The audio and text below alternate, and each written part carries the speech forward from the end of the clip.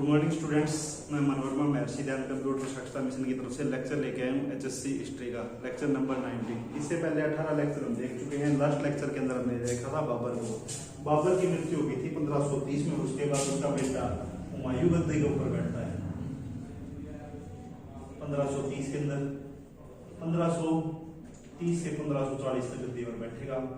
उसके बाद 1540 में इससे गद्दी छिन जाती है और दोबारा ये 1555 में गद्दी पर बैठे और 1556 के अंदर इसकी मृत्यु हो जाती है।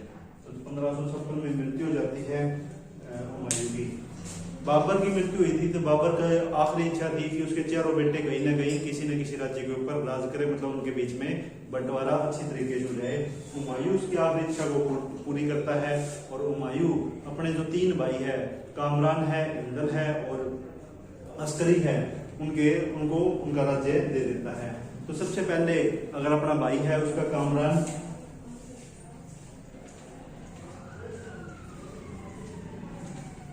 को ये काबुल दे देता है।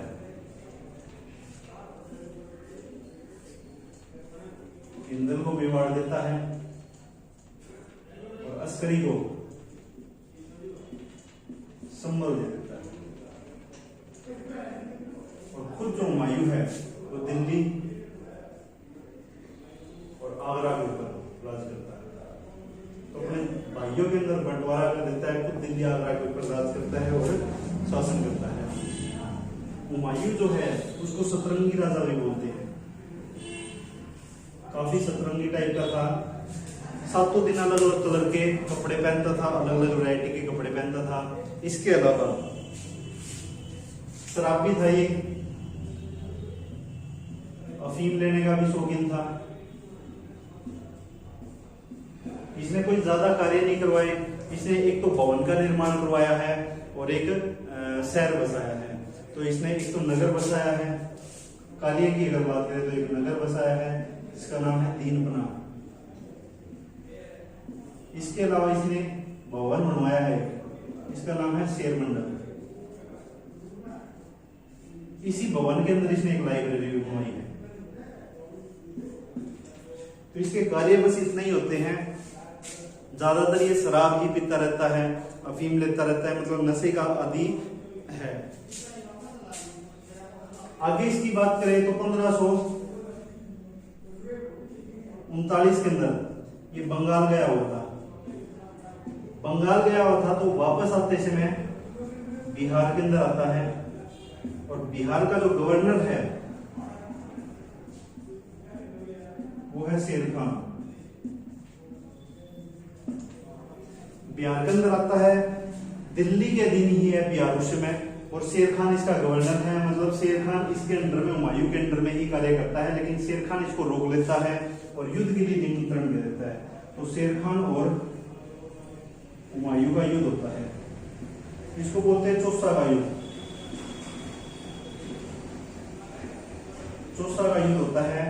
शेर खान इसमें जीत जाता है, हुमायूं हार जाता है इस युद्ध के अंदर। हारने के बाद अपनी जान बचाने के लिए हुमायूं गंगा के अंदर कूद जाता है। गंगा में कूदकर जान बचाता है और यहाँ पे एक नाविक है वो इसकी जान बचाता है, निजामुद्दीन बिस्ती।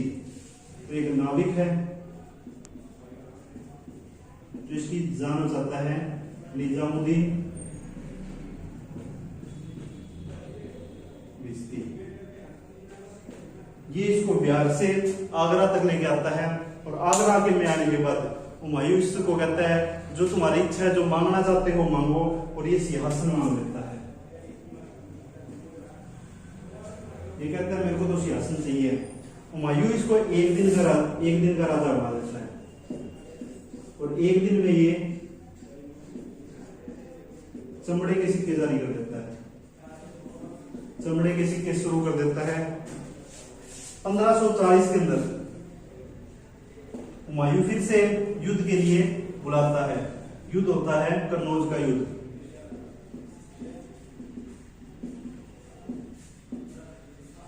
हुमायूं और शेर खान के बीच में।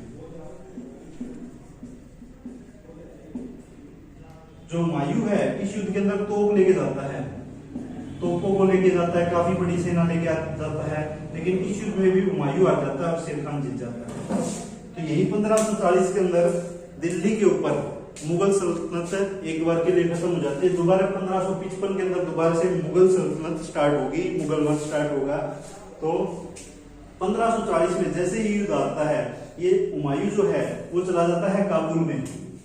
काबुल में जाता है, अपने भाई कामरान के पास जाता है, लेकिन कामरान इसको धक्के देके बाहर निकाल देता है, ये इसको नहीं रखता काबुल के अंदर। उसके बाद ये वहां से मेवाड़ के अंदर आता है, मेवाड़ में आता है इंदल के पास, इंदल इसको अपने पास रख लेता है, इंदल अपने पास रख लेता है, काफी समय तक रहता है। लेकिन इंदल का एक गुरु है, गुरु मीर कासिम,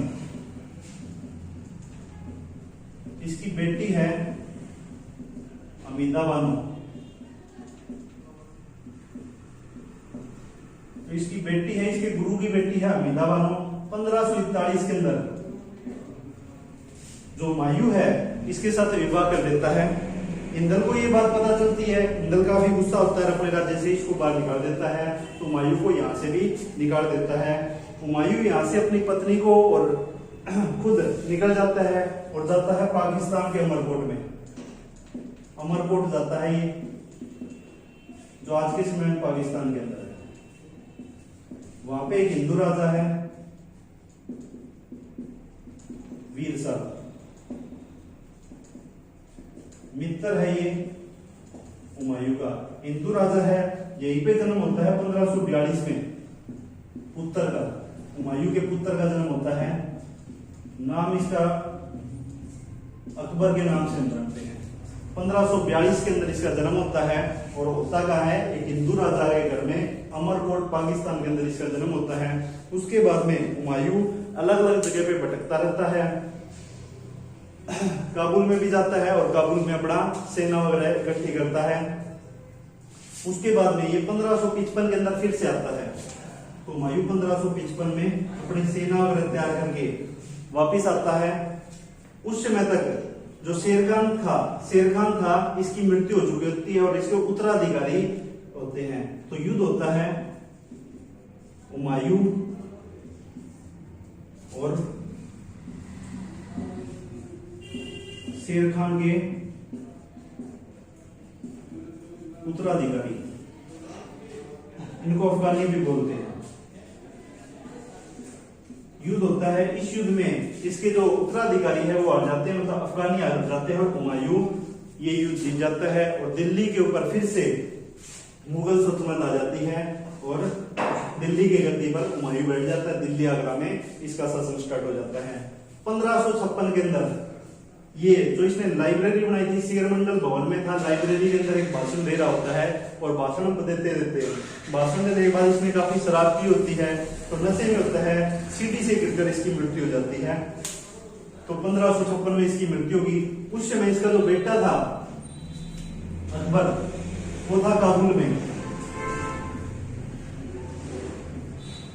इसका बेटा काबुल के अंदर है और ये वहां से इसको लेके आते हैं और उस समय इसकी उम्र की बात करें तो 14 वर्ष का है। तो जैसे इसके दादा थे, बाबर थे, 11 वर्ष की उम्र में ही राजा बन जाते हैं। इसी तरह 14 वर्ष की आयु में अकबर भी राजा बन जाएगा।